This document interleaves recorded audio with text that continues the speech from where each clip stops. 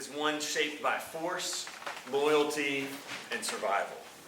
Power is not inherited securely, but taken and defended by strong men through battle and bloodshed. Kings rule only as long as they can command warriors and keep their rivals in check. And betrayal is a constant accepted risk of leadership. Honor and violence are closely linked, and a man's worth is proved on the battlefield. In this world, ambition is dangerous, but necessary. And the crown belongs to whoever is strong enough to seize it and ruthless enough to hold it. When our play opens, good King Duncan is on the throne of Scotland and has just secured a victory over the King of Norway, who had joined forces with a Scottish traitor, the Thane of Cawdor. The Thane of Glamis, known as Macbeth, was crucial in leading good King Duncan's Scottish forces to victory.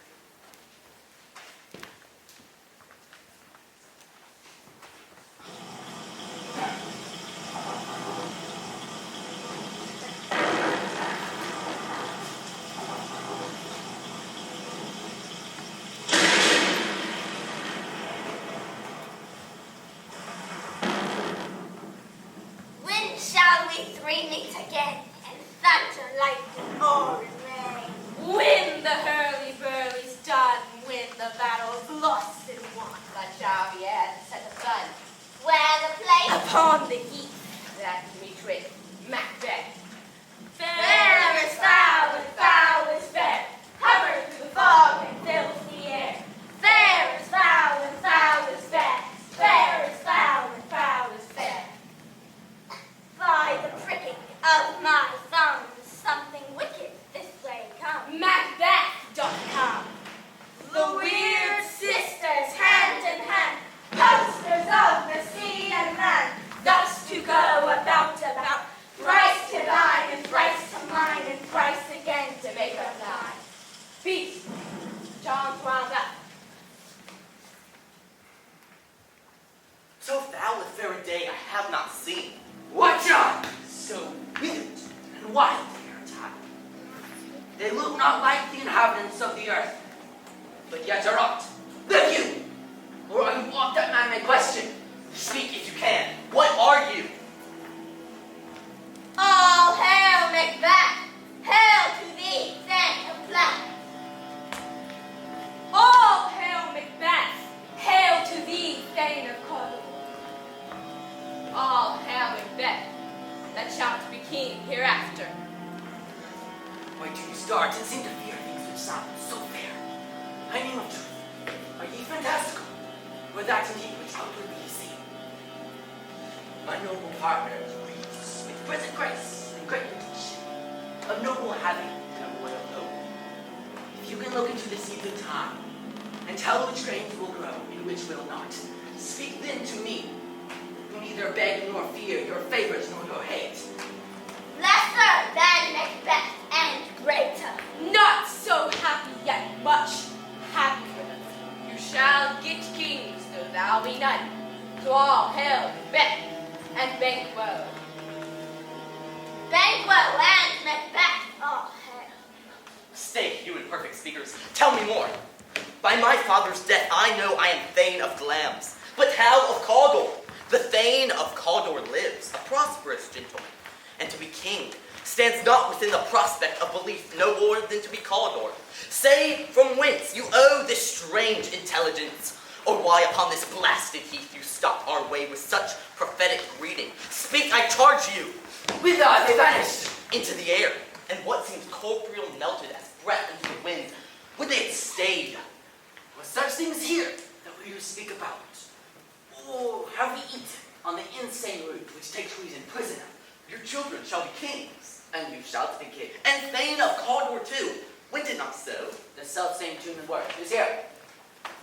The king had happily received Macbeth, with news of thy success. As thick as hail from coast to coast, and everyone did bear thy praises in his kingdom's great defense, and poured them down before him. We are safe to give thee from our royal master thanks. Hence the king will to Inverness to bind himself to thee.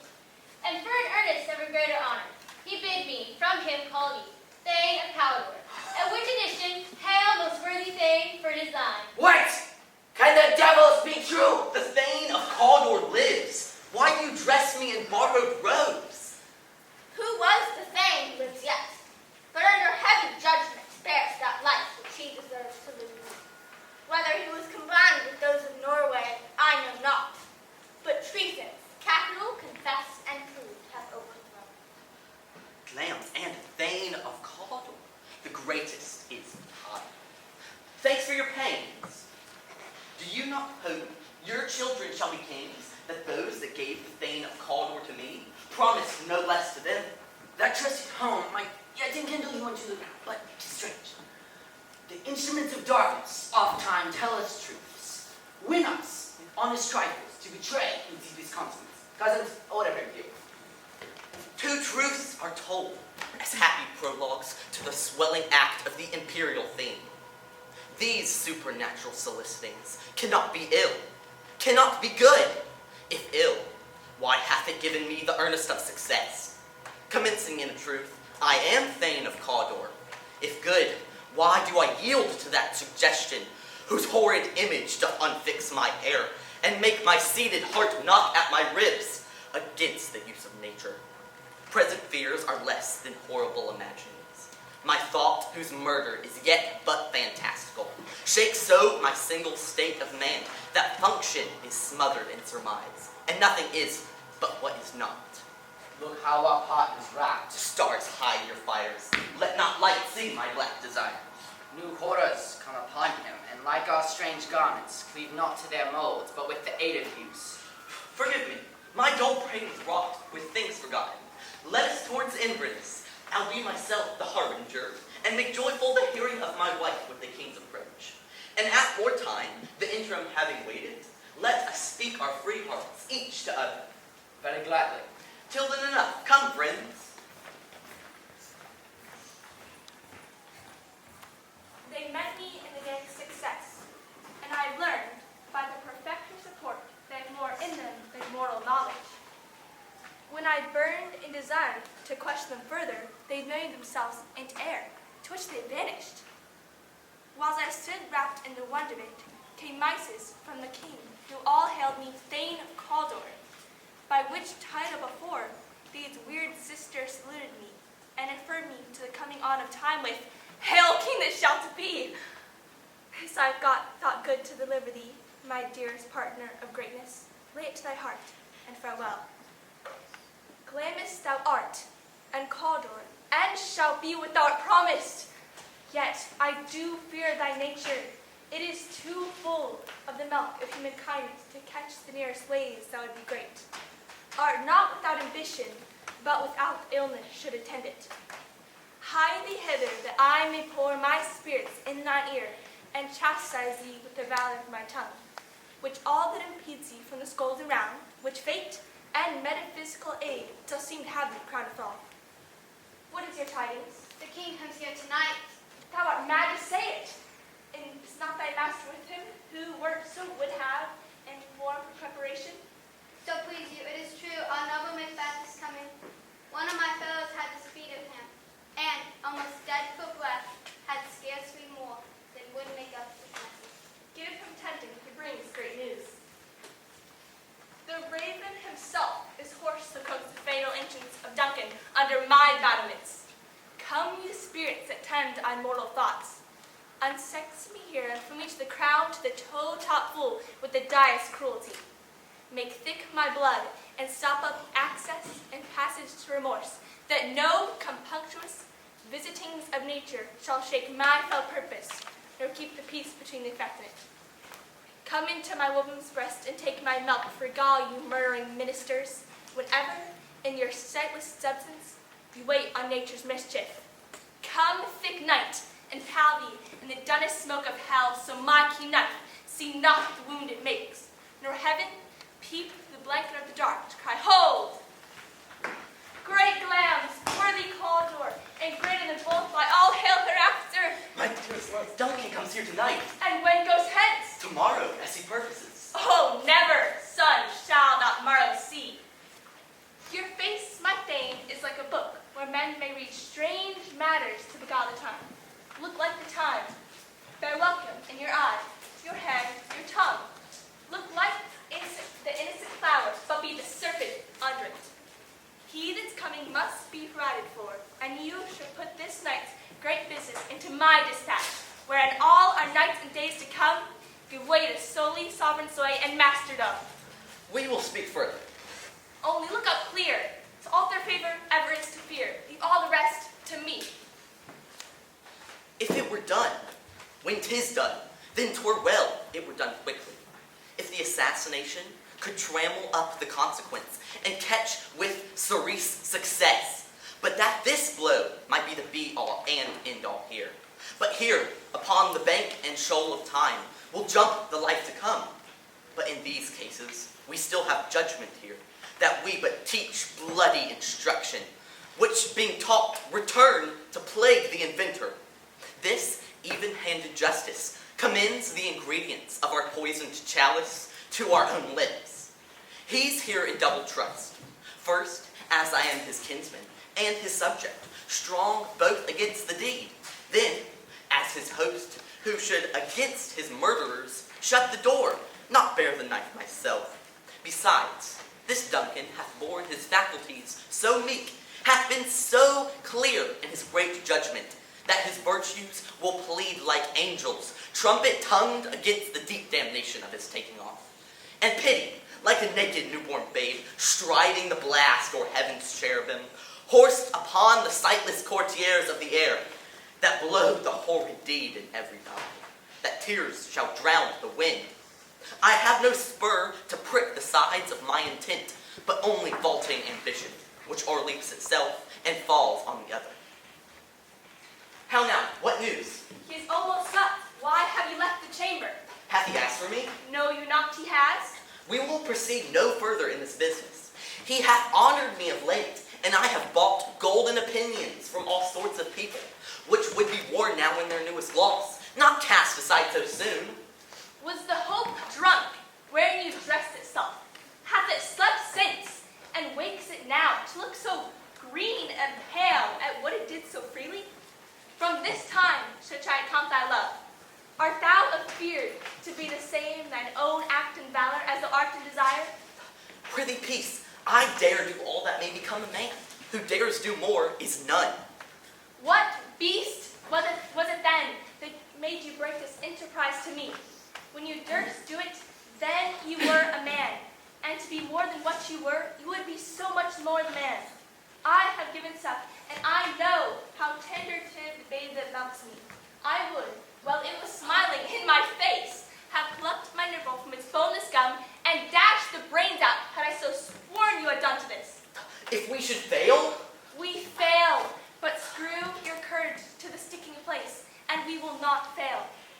While Duncan is asleep, his two chamberlains will I, with wine and wassels, so convince the memory, the wonder of the brain shall be a few, and the receipt of reason a limbeck only. Whenever in your swinish sleep their drenched natures lie as in a death, what can you and I not perform upon the unguarded Duncan? What not put upon his spongy officers, who shall bear the guilt of our great quell? Ah, yes, bring forth men and children only, for thy undaunted metal should compose nothing but males. Will it not be received when we have marked with blood the sleepy two of his own chamber, and used their very daggers that they have done it? Who dares achieve each other, as we shall make our griefs and clamor roar as upon his death? I am settled, and bend up each corporeal agent to this terrible feat. Go and mock the time with fairest show. False face must hide what false heart doth know.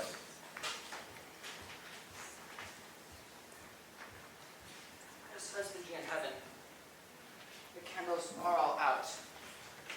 A heavy summons lays like lead upon me, and yet I would not sleep. Merciful powers restraining me, cursed thoughts, that nature gives way into repose. Is here a friend, and what? Not yet at rest.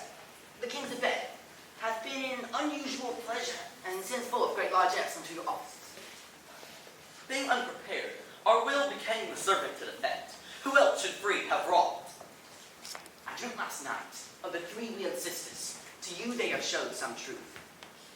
I think not of them. Yet, when we can entreat an hour to serve, we would spend it in some words upon that business, if you would grant the time. At your kind pleasure. Good proposal. Thanks, sir. Delight to you. Go, bid thy mistress. When my drink is ready, she strike upon the bell. Is this a dagger which I see before me? The handle toward my hand. Come, let me clutch thee. I have thee not, but yet I see thee still. Art thou not, fatal vision, sensible to feeling as to sight? Or art thou but a dagger of the mind, a false creation, proceeding from the heat-oppressed brain? I see thee yet in form as palpable as this which now I draw. Thou marshallest me the way that I was going, and such an instrument I was to use. Mine eyes are made the fools, or the other senses, or else worth all the rest. I see thee still, and on thy blade and dug in gouts of blood, which was not so before. There's no such thing. It is the bloody business which informs thus to mine eyes. Now o'er the one half-world, nature seems dead, and wicked dreams abuse the curtained sleep. Witchcraft celebrates pale Hecate's offering, whither murdered all by her sentinel the wolf, whose howls his watch. Thus, with his stealthy pace, with Tarquin's ravishing strides towards his design, moves like a ghost. Thou surest and firm set earth, hear not my steps which way they walk. For fear the very stones prate of my whereabout, and take the present horror from the time which now suits with it. Whiles I threat he lives. Words to the heat of deed too cold breath gives. I go, and it is done, the bell invites me. Hear it not, Duncan, for this is a knell that summons thee to heaven or to hell. That which hath made me drunk hath made me bold. That which hath quenched them hath given me fire. Hark, peace. It was the owl that shrieked, the fatal bellman which stirs the sternest night. He is about it. The doors are open, and the surfeited grooms do mock their charges' snores. I have drugged their possets. The death and nature do contend to bat them, whether they live or die. What? Who's here? Alack! Oh, I'm afraid they awakened. The tempt and not the deed confounds us. I have laid the daggers ready. Cannot have missed them. Had he not resembled my father as he slept, I had done it. My husband! I have done the deed. Didst thou not hear a noise? I heard the owl's scream, the cricket's cry. Did not you speak? Wait, Now, as I descended? I, Hark! Who lies in the second chamber? Malcolm, Oh, this is a sorry sight. a foolish thought to say, a sorry sight. Ones did laugh in sleep, and one cried murder, that they did wake each other with their cries. But they did say their prayers, and address them again to sleep. Two are lodged together. One cried, God bless us, and Amen, the other, when they did see me with these hangman's hands. Listening to fear, I could not say Amen, when they did say, God bless us. Consider it not so deeply. But wherefore could I not pronounce Amen? I had much need of blessing, and Amen stuck in my throat. These deeds must not be thought after these ways. It will make us mad. Methought I heard a voice cry, sleep no more. Glamis hath murdered sleep, and therefore Cawdor shall sleep no more. Macbeth shall sleep no more. Was it that thus cried? Why, worthy Thane, you do and bend your noble strength to think so great and sickly things. Go, get some water, and wash this filthy witness from your hands. Oh, why did you bring the daggers from the place? They must lie there. Go, carry them, and smear the sleepy grooms with blood, for it must seem their guilt. I'll go no more. I am afraid to think what I have done. Look on it again. I dare not. Oh, infirm of purpose, give me the daggers. The sleeping and the dead are pictures. 'Tis eye of childhood that fears a painted devil. If you do bleed, I'll gild the faces of the group withal. Whence is that knocking? How is it with me? When every noise appalls me, what hands are here? Ha! They pluck out mine eyes. Will all great Neptune's oceans wash this blood clean from my hands? No, this my hands will rather the multitudinous seas in Encartadine. making the green one red. Oh, my hands are of your color, but a shame to our hearts so white. Oh, hark, I hear knocking at the south entry. Oh, a little water clears of the steam. How easy is it then? Your constancy hath left you unattended. Hark, we're knocking. Retire we to our chamber, lest occasion cause us to be watchers. Be not lost so poorly in your thoughts. To know my deed, 'twere best not to know myself. Awake, Duncan, with thy knocking. I would thou couldest. Was it late, friend, ere you went to bed, that you do lie so late? Thanks, sir. We'll go out into the second cock. Good morrow, noble sir. Good morrow, both. Is the king stirring, worthy thane? Not yet. He did command me to call timely on him. I have almost slipped the hour. There's the door. I shall make so bold to call, for 'tis my limited service. So's the king hints today. He did. He did appoint so. The night has been unruly. Where we lay, our chimneys were blown down. And as they say, lamentings heard in the air, strange screams of death, and prophesying accents terrible, of dire combustion and confused events.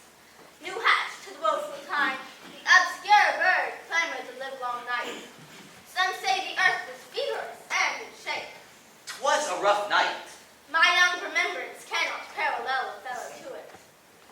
Oh, horror, horror, horror! Tongue nor heart cannot conceive nor name thee. What's the matter? Confusion now made his masterpiece. Most sacrilegious murder and broke ope the Lord's anointed temple, and stole thence the life of the building. What is it you say? The life? Me knew his majesty?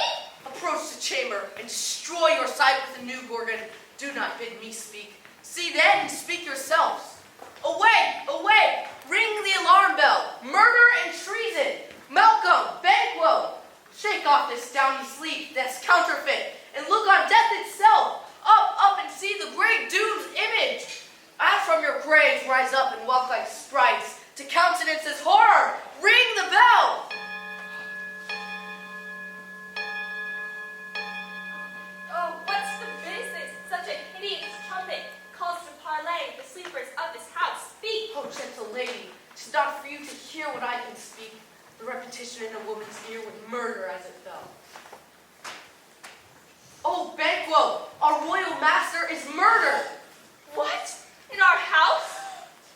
To crawl anywhere, I pray thee, contradict thyself and say it is not so. Had I but died an hour before this chance, I'd have lived a blessed time. For from this instant, there's no seriousness in mortality. All is but toys. Renown and grace is dead. And the mere lees are left this vault to brag of. What is amiss? You are, and do not know it. The spring, the head, the fountain of your blood is stopped. The very source of it is stopped. Your royal father is murdered. Oh, by whom? Those of his chamber, as it seemed, had done it. Their hands and faces were badged with blood. So were their daggers, which unwiped and found upon their pillows. They stared and were distracted. No man's life was to be trusted with them. Oh, yet I do repent me of my fury, that I did kill them. What for did you so? Who can be wise, amazed, temperate, and furious, loyal and neutral in a moment? No man. Here lies Duncan, his silver skin laced with his golden blood, and his gashed stabs look like a breach in nature. For ruins, wasteful entrance, there the murderers, steeped in the colors of their trade, their daggers unmannerly breached with gore. Who could refrain that had a heart to love, and in that heart courage to make love's known? Oh, help me hence. Look to the lady. And when we have our naked frailties hid that suffer in exposure, let us meet, and question this most bloody piece of work to know it further. Fears and scruples shake us. In the great hand of God I stand, and against indivulged pretense fight of treasonous malice. And so do I. So all, let's briefly put on manly readiness, and meet in the hall together. Well content. What will you do? Let's not consort with him. The sure unfelt terror is in office, which a false man is easy. Out to England. To fight, I, our Separated fortune shall keep us both the safer. Where we are now, there's daggers and men's smiles. The nearer blood, the nearer bloody. This murderous shaft that shot hath not yet lighted, and our safest way is to avoid the aim. Therefore to horse, and let us not be dainty of leave taking, but shift away. There's more in thy depth which steals itself when there's no mercy left.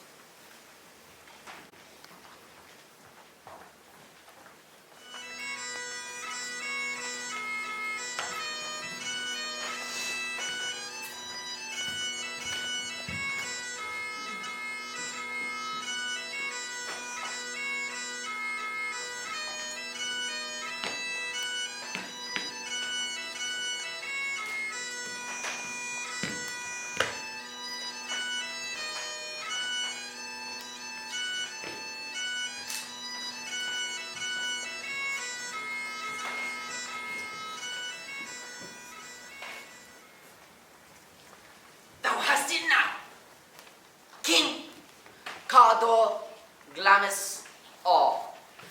As the weird women promised, and yet I fear thou playedst most foully for it. Yet it was said it would not stand in thy posterity, but that myself should be the root and father of many kings. If truth come from upon them, as upon thee, Macbeth, their speeches shine. Why, by the verities on thee made good, may they not be my oracles as well, setting me up in hope? Here's our chief guest. If he had been forgotten, it would have been as a gap in our great feast, and all things unbecoming. Tonight we hold a solemn supper, sir, and I request your presence. Let your highness command upon me, to the which my duties are, with most indissoluble tie forever knit. Riding this afternoon. I, my good sir, Is it far you ride? as far as will fill the time twixt now and seven. Fail not our feast. My lord, I would not. We hear our cousin Malcolm is bestowed in England, not confessing his cruel parricide. Filling hearers with strange invention, Macduff too has stolen away, placing suspicion of the bloody deed on his head. But of that tomorrow, when we shall have cause of state, craving us jointly. Adieu, till you return at night. Goes Leant with you. Ah, my good sir, I'll turn this call upon us. Farewell. Satan, a word with you. Attend those men our pleasure. I, my lord, without the palace gate. Bring them before us. To be thus is nothing, but to be safely thus. Our fears and banquos stick deep. There is none but he whose being I do fear. And under him my genius is rebuked. As it was said, Mark Antony's was by Caesar. He chid the sisters when they first put the name of king upon me, and bade them speak to him. Then, prophet-like, they hailed him father to a line of kings. Upon my head they placed a fruitless crown, and put a barren scepter in my grip. Thence, to be wrenched with unlineal hand, no son of mine succeeding. For Banquo's issues have I filled my mind. For them the gracious Duncan hath I murdered. Put rancors in the vessels of my peace, only for them. And mine eternal jewel, given to the common enemy of man, to make them kings, the seed of Banquo kings. Rather than so, come fate into the list, and champion me to the utter.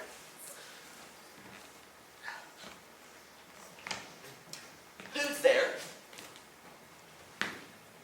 Was it not yesterday we spoke together? It was, so please your highness. Well, what have you considered of my speeches? Know that it was he in times past who held you so under fortune, who you thought had been our innocent self. How you were born in hand, how crossed the instruments, who wrought with them, and all things else that might to hath a soul and to a notion crazed, say thus did Banquo. You made it known to us. I did so, and went further, which is now our point of second meeting. Do you find your patience so predominant in your nature that you could let this go? Are you so gospel to pray for this good man, and for his issues, whose heavy hand hath bowed you to the grave, and beggared yours forever? We are men, my liege. Aye, in the catalogue, ye go for men, as hounds, greyhounds, mongrels, spaniels, curs, shawls. water rugs, and demi bowls. All are cleft by the name of dog, and so of men. Now, if you have a station in the files, not in the worst rank of manhood, say, and I will put that business in your bosoms, whose execution takes your enemy off, grapples you to the heart and love of us, who wear our help, but sickly in his life, which in his death were perfect. I am one, my liege. Some of the vile blows and the buffets of a wolf have so incensed that I am reckless when I do spite the wolves. And I know. Both of you know Banquo was your enemy. True, my lord.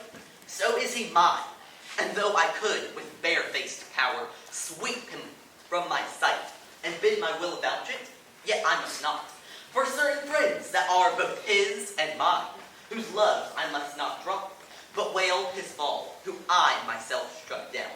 And thence it is that I, to your assistance, do make love, masking the business from the common eye, for sundry weight reasons. We shall, my lord, perform what you command us. Though all Your spirits shine through you. It must be done tonight. And something from that palace always thought that I require a clearance. And with him, to leave no rubs nor blotches in the work. Fleance, his son, that keeps the company, whose absence is no less material to me than is his father's, who must embrace the fate of that dark hour. Resolve yourselves apart. we are resolved, my lord. It is concluded. Abide within. Banquo, thy soul's flight, if it find heaven, must find it out tonight. How now, my lord? Why do you keep alone with the starry expanses your companions making, using those thoughts which should indeed have died that them may think on? Things without our remedy should be without regard. What's done is done. We have scotched the snake, not killed it. She'll close and be herself, whilst our poor Malice remains in danger of her former tooth. But let the frame of things disjoint, both the worlds suffer, ere we will eat our meal in fear, and sleep in the affliction of these terrible dreams which haunt us nightly. Better be with the dead, than who we, to gain our peace, have sent to peace, than on the treason of the mind to lie in restless ecstasy. Duncan is in his grave. After life's fitful fever, he sleeps well. Treason has done his worst. Nor steel, nor poison, malice domestic, foreign levy, nothing can touch him further. Come on, gentle, my lord. Be bright and jovial among your guests tonight. So shall I, love, and so I pray be you. Let your remembrance apply to Banquo. Present him eminence, both with eye and tongue. Unsafe the while, that we must lave our honors in these flattering strings, and make our faces vizards to our heart, disguising what they are. Come, you must leave this. Oh, full of scorpions is my mind, dear wife. Thou knowest that Banquo and his Fleance lives. But in their nature's copy, not in turn. There's comfort yet, they are assailable. Then be thou jocketed, ere the bat hath flown. His cloistered flight, ere to black Hecate's summit, hath rung night's yawning peal. There shall be done a deed of dreadful note. What's to be done? Be innocent of the knowledge, dearest Chuck, till thou applaud the deed.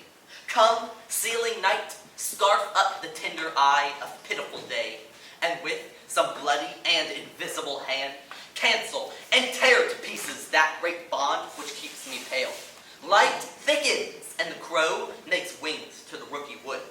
Good things of day begin to droop and drowse, while night's black agents to their praise do rouse. Thou marvelest at my words, but hold thee still. Things bad begun make strong themselves by ill. So prithee, go with me. But who did bid thee join us? Macbeth. He needs not our mistrust, since he delivers our offices. And what we have to do to the direction just. Stay with us. Near approaches, the subject of our watch. Stay to it. It will be raining tonight. Let it come Ah! down. Fly! My God, let it fly!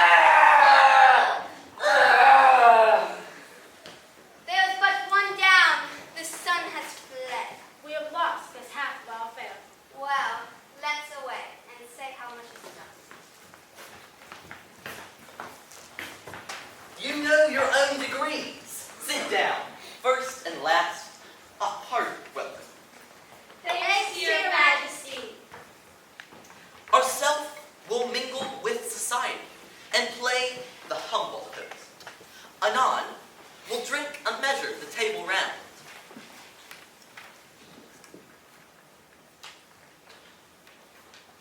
blood on my face. 'Tis Banquo's then.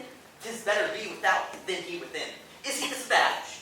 I might have known that I did know. Thou art the best, or the cutthroat, yet he's good. Thou did delight for fleance, if thou didst it, thou art nonpareil. Most royal, sir.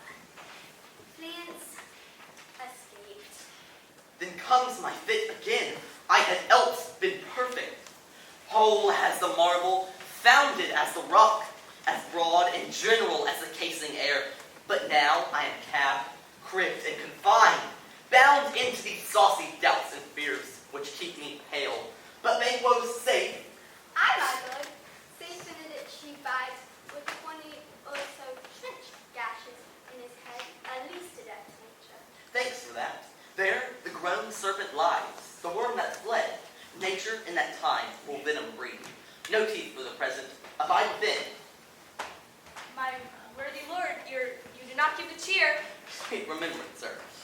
May it please your highness, sit. Here had we now our country's honored root, were the graced person of our Banquo present, who I might challenge for unkindness, then pity for mischance. His absence, sir, lays blame upon his promises. Please it your highness to grace us with your royal company. The table's full. Here is a place reserved, sir. Where? Here, my good lord. What is it that moves your highness? Which of you have done this? What, my good lord? Thou canst not say I did it. Never shake thy gory locks at me. Gentlemen, rise. His highness is not well. Sit, worthy friends. My lord is often left and hath been from childhood. The fit is momentary. Upon a thought, he will again be well. Are you a man? I am a bold one too, that dare look on that which might appall the devil. Oh, pauper stuff. This is the very painting of your fear. This is the very air-drawn dagger which you said led you to Duncan. Shame itself. Why do you make such faces? When all's done, you look on, but not. Prithee, see there, behold, look. Why, what care I? If thou canst not, speak too. If charnel houses and our graves do send those that we bury back, our monuments shall be the maws of kites. What, quite unmanned and folly? If I stand here, I saw him. The times have been that when the brains were out, the man would die, and there an end. But now they rise again with 20 mortal murders on their crowns, and push us from our stools. This is more strange than such a murder is. My worthy lord, you do not give the cheer. Do not muse at me, my most worthy friends. I have a strange infirmity, which is nothing to those that know me. Give me some wine. Fill. I drink to the general joy, or the whole table round, and to our dear friend Banquo, whom we miss, to all and him we thirst, and all to all. Our duties and the pledge. Avaunt, and quit my sight! Fie, for shame! Let the earth hide thee. Thy bones are marrowless, and thy blood is cold. Thou hast no speculation in those eyes, which thou dost glare with. Approach thou, like the rugged Russian bear, the armed rhinoceros, or the Hyrcan tiger. Take any shape but that, and my firm nerves will never tremble, nor be alive again. And dare me to the desert with thy sword, if trembling I inhabit them. Hence, horrible shadow, unreal mockery, hence! Be gone, I am a man again. Pray you, sit still. You have displaced the mirth, broke me of the good meeting with most admired disorder. Can such things be, and overcome us like a summer's cloud, without our special wonder? You make me strange, even to the disposition that I owe, when now I think you can behold such sights, and keep the natural ruby of your cheeks, when mine is blanched with fear. What sights, my lord? I pray you, speak not. Questions enrage him. Stay not upon the order of your going, but go at once. Good night, and better health attend his majesty. It will have blood, they say. Blood will have blood. Stones have been known to move, and trees to speak. Augurs and understood relations have, by maggot pies and chops, and rooks brought forth this secretest man of blood. What is the night? Almost at the morning, which is which?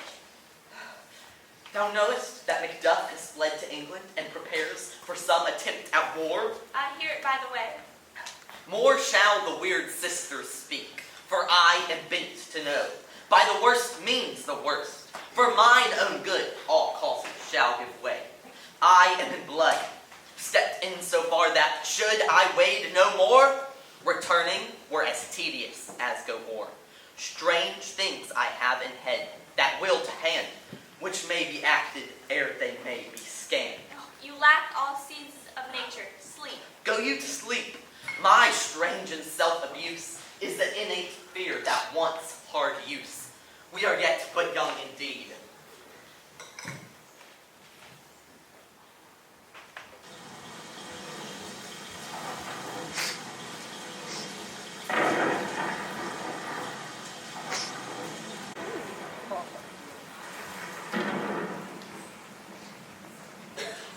Thrice the blind old cat hath mewed. Mew, mew. Thrice and once the hedge pig whined. Why? The harpier cries, "'Tis time! 'Tis time. 'Tis time!" 'Tis time. Round about the cauldron go, in the poisoned entrails throw. Toads that under cold stone, days and nights has 31. Sweltered venoms, leapers got, boiled up first in chomp pot. Double, double, toil and trouble, fire burn and cauldron bubble.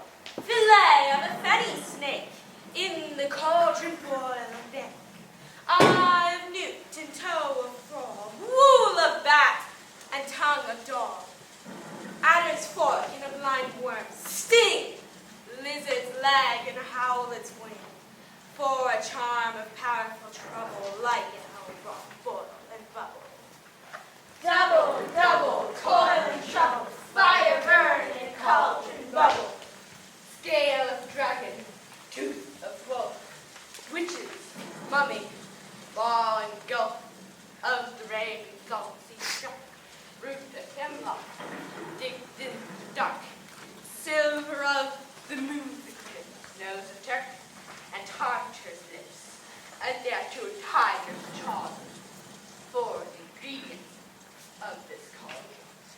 Double, double, toil and trouble, fire burn and cauldron bubble. Cool it with the baboon's blood, then the charm is firm and good. Around, around, around, about, all ill come running in, all good keep out. Here's the blood of a bat. Oh, Putin, here's a lizard's brain. Puts in a grain. Here's juice of toad, here's oil of axe, that's to make the job grow mad. All these 12 raise the stench. Nay, here's 3 ounces of a red-haired wench. By the pricking of my thumbs, something wicked this way comes. Open locks, whoever knocks. How now, you secret black and midnight hags? I conjure you by that which you profess. How you come to know it, answer me. Though you untie the winds and let them fight against the churches, though yesty waves confound and swallow navigation up, though laden corn be lodged and trees blown down, though castles topple on their warders' heads, though palaces and pyramids do slope their heads to their foundation, even till destruction sicken, answer me to what I ask you. Macbeth, beware Macbeth, beware the thing. Thou hast hurt my fear aright, but one word more. Be bloody, bold, and resolute. Laugh to scorn the power of man, for none of woman born shall harm Macbeth. Then live, Macduff, what need I fear of thee? But yet I'll make assurance double sure, and take a bond of fate, thou shalt not live. The eye may tell, pale-hearted fear it lies, and sleep in spite of thunder. Be lying above the crowd and take no care. Who shouts, who frets, where his fires are. Macbeth shall never fade. Till the great Burnham wood, high Dunsinane hill, shall come against him. That will never be. Who can impress the forest, bid the tree unfix his earthbound root? Sweet boatman's good, rebellion's head, rise never till the wood of Burnham rise, and our high-placed Macbeth shall live the lease of nature, pay his breath to time and mortal custom. All this is so. Aye, sir, all this. Whither are they vanished? Infected be the air whereupon they ride, and damned all those that trust them. From this moment, the very firstlings of my heart shall be the firstlings of my hand. And now, to crown my thoughts with acts, be it thought and done, the castle of Macbeth I will surprise. Seize upon fife, give to the edge or the sword his wife, his babes, and all unfortunate souls that trace him in his line. No boasting like a fool, this deed I'll do before this purpose cool.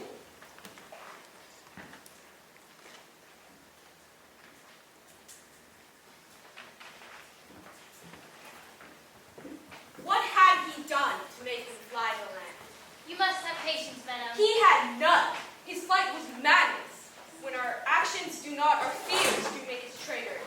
You know not whether it's his wisdom or his fears. Wisdom to leave his wife, his babes, his mansion and titles in a place from whence himself is he fly. He loves us not. All is the fear, and nothing is the love. So little is the wisdom when the flight so runs against reason. My dearest cousin, I pray thee school yourself. But for your husband, he is noble, wise, and judicious, and knows best the fits of the season. I dare not speak much further, but cruel are the times when we are traitors and do not know ourselves. We hold rumor from what we fear, yet know not what we fear, but float upon a wild and violent sea, each way and move. I take my leave of you. Shall not be long, but I'll be here again. Things at the worst will cease, or else come upward to what they were before. My free cousin, I doubt some danger is approaching near me. Be ye not found here, heads with your little ones. To fright you thus, methinks I am too savage. To do worse to you were fell cruelty, which is too nigh your person. I dare abide no longer, heaven preserve. Blessing upon you. Whither should I fly? I've done no harm. But I remember now, I'm in this earthly world, where to do harm is often laudable, to do good sometime accounted dangerous folly. Where is your husband? I hope in no place so sanctified with such as thou mayst find him. He is a traitor. Treacherous villain! Ah! Ah! Let us seek out some desolate shade, and there, weep our sad bosoms empty. Let us rather hold fast the mortal sword, and like good men bestride our downfall and burst them. Each new morn, new widows howl, new orphans cry, and new sorrows strike heaven on the face, that it resounds as if it felt with Scotland, who cried out like syllable of dolor. I think our country sinks beneath the yoke. It weeps, it bleeds, and each new day it gashes at its wounds. I think withal, there will be hands uplifted in my right, and here from gracious England have I offered a goodly thousands. Comes the king forth, I pray you? Aye, sir. There are a crew of wretched souls that stay secure.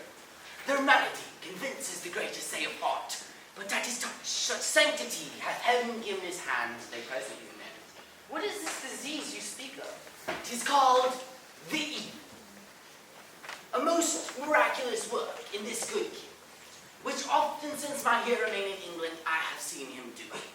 How he solicits heaven himself best knows.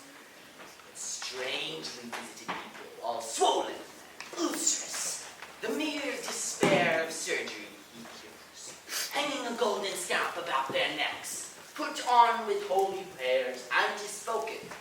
To the succeeding royalty he leaves the healing benediction.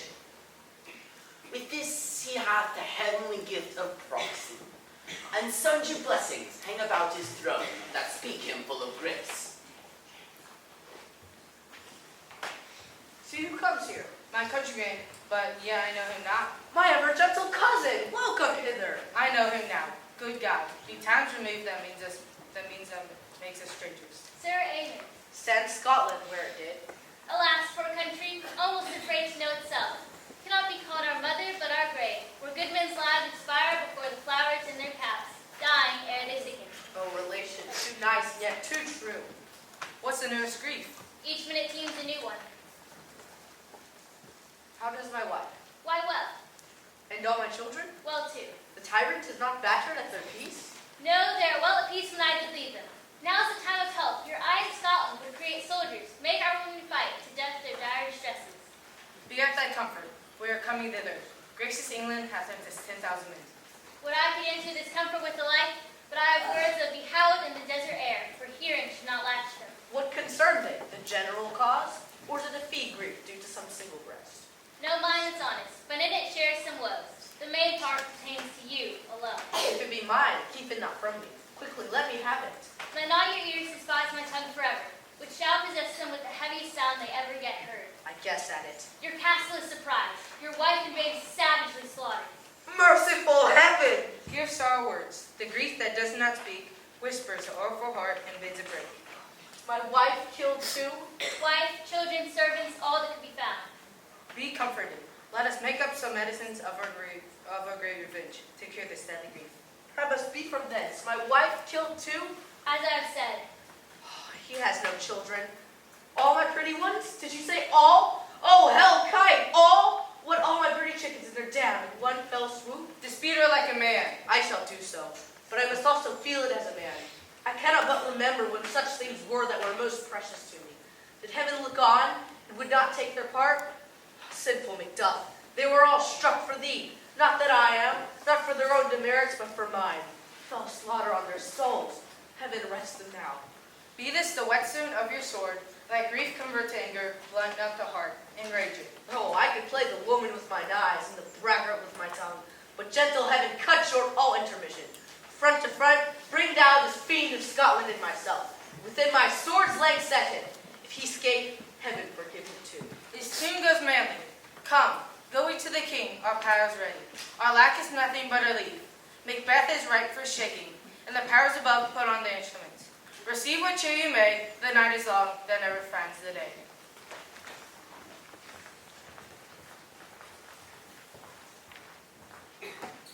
Yet, here is a spot. Out, damn spot, out! Oh, 1, 2, why, hell is murky. Fie, my lord, fie. A soldier in a fear. What need we fear who knows it, when none can call our power to account? Yet, who would have thought the old man had so much blood in him? The Thane of Fife had a wife. Where is she now? Will these hands ne'er be clean? No more of that. You maul this with your starting. No. Here is a smell of blood. Still! All the perfumes in Arabia cannot sweeten this little hand. Oh, look not so pale. I tell you, Banquo is buried. He cannot come out of the grave. Oh, there's knocking at the gate. Come, give me your hand. To bed. To bed. What's done cannot be undone. To bed! the English power is near, led on by Malcolm and the good Macduff. Near Burnham Wood shall we meet them. That way are they coming. Now, what does the tyrant? Great Dunsinane he strongly fortifies. Some say he's mad. Others that lesser himself do call it valiant fury. But for certain, he cannot buckle his distempered cause within the belt of rule. Now does he feel his secret murderers sticking to his hands? Those he commands move only in command, nothing in love. Now does he feel his title hung loosely about him, like a giant's robe upon a dwarfish steed. Who then shall blame his pestered senses to recoil and start, when all that is within him does condemn itself for being there? Make we our march towards Burnham?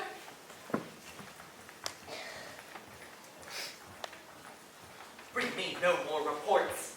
Let them fly all. Till Burnham Wood removed to Dunsinane, I cannot taint with fear. What's the boy Malcolm? Was he not born of woman? Such a one, am I to fear or none? Then spirits that know all mortal consequences have pronounced me thus. Fear not, Macbeth. No man that's born of woman shall e'er have power upon thee. Then fly false thanes, and mingle with English epicures. This mind I sway by, and this heart I bear, shall never sag with doubt, nor shake with fear. It was 2,000. The devil damn thee, that cream-faced loon! Where hast thou got that goose love? Soldiers, sir. What soldiers? Patch, death of thy soul! What soldiers, white face? Of the English forces, so praise you. Take your face hence. This push will cheer me ever or is fallen into the sear. The yellow leaf and that which should accompany old age, as honor, love, obedience, troops of friends I must not look to have, but in their stead curses, not loud but deep, mouth honor, breath, which the poor heart would fain deny and dare not. I'll fight till from my bones my flesh be hacked. Send out more horses, scour the country round, hang all those that talk of fear. How does the queen? Not so sick, my lord, for she is troubled with thick, coming fancies that keep her from her rest. Cure her of that. Canst thou not minister to a mind disease? Pluck from the memory a rooted sorrow, raise out the written troubles of the brain, and with some sweet, oblivious antidote, cleanse the stuffed bosom of that perilous stuff which weighs upon the heart. There the patient must minister to themselves. Throw physic to the dogs, I'll none of it. Satan, the things fly from me. If thou couldst, cast the water of my land, find her disease, and purge it to a sound and pristine health. I would applaud thee till the very echo that would applaud again. Pull off, I say, what rhubarb, kine, or what perturbative drug would score these English hits. Hearest thou of them? Your royal preparations make us hear something. I will not be afraid of death and bane till we're in the forest come to dust. Cousins, I hope these days are near hand, that Chambers will be safe. We doubted nothing. Well, what is it before us? The wood of Burnham. Let every soldier hew himself down bow and bear it before him. Thereby shall we shadow the numbers of our hosts and make discovery, ere and report of us. It shall be done. We learn no other but the confident tyrant. Keep still in Dunsinane, and will endure our settings down before it. This is my hope. Let our just censors attend the true event, and put we on industrious soldiership. The time approaches, the will with the decision make us know what we shall say we have and what we owe, towards which advance the war.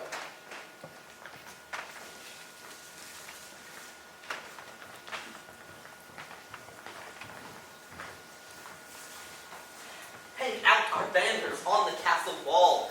The cry is still, they come. Our castle's strength will laugh this siege to scorn.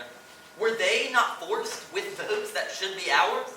We might have met them dareful, beard to beard, and beat them backward home. What is that noise? The cry of a woman, my good lord. I've almost forgotten the taste of fears. The times have been, my senses would have cooled to hear a night shriek, and my fell of hair would at a dismal treatise rouse and stir as life were in it. I am sucked full with horrors, direness familiar to my slaughterous thoughts, cannot once start me. Wherefore was the cry? The queen, my lord, is dead. She should have died hereafter. There would have been time for such a word. Tomorrow, and tomorrow, and tomorrow creeps in this petty pace from day to day, till the last syllable of recorded time, and all our yesterdays have lighted fools the way to dusty death.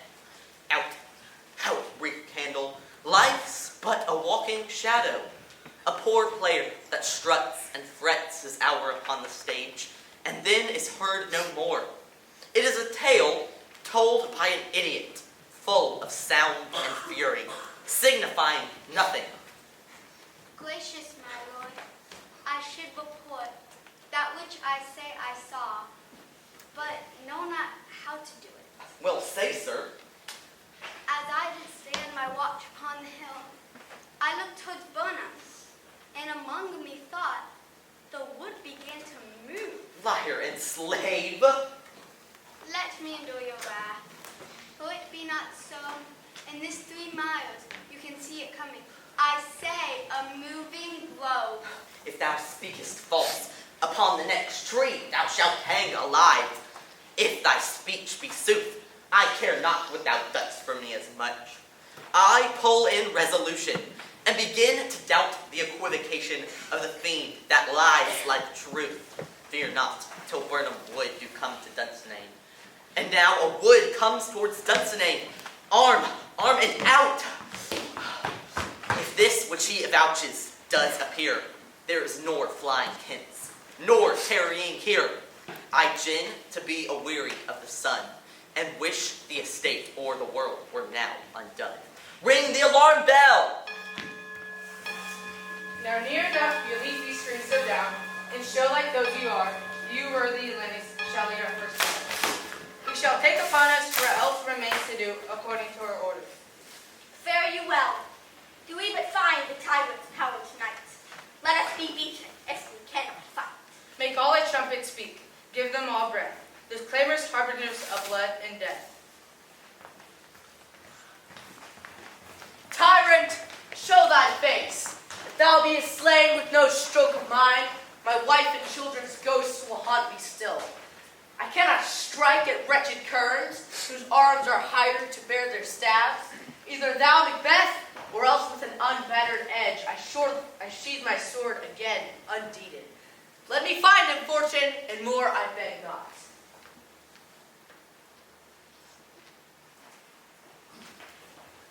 Enter, sir, the castle of Jilly Render. The tyrants do fight on both sides, and the noble thanes do fight bravely in the war. The day almost professes yours, and little is to do. We have never foes that strike you saddest. Enter, sir, the castle.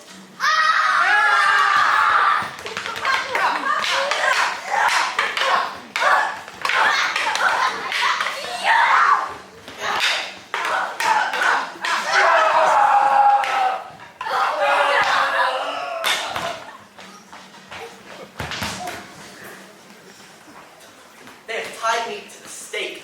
I cannot fly, but bear-like I must fight the course.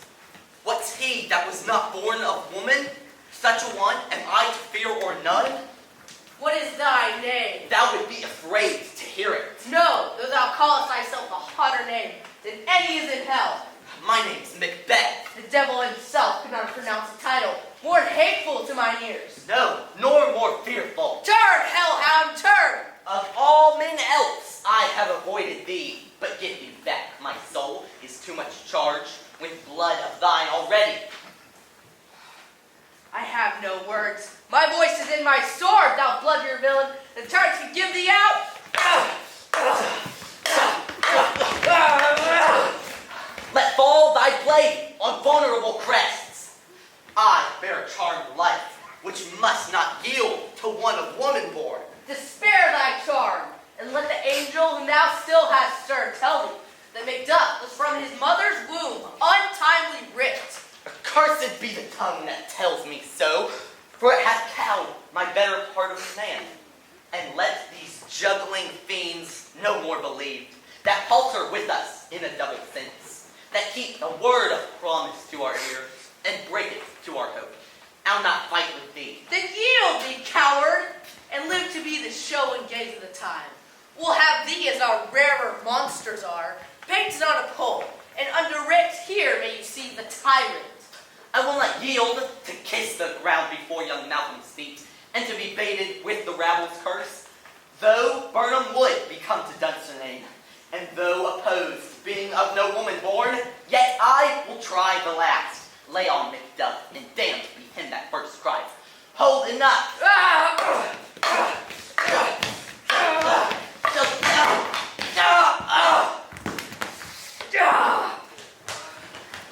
Hail, King, for so thou art.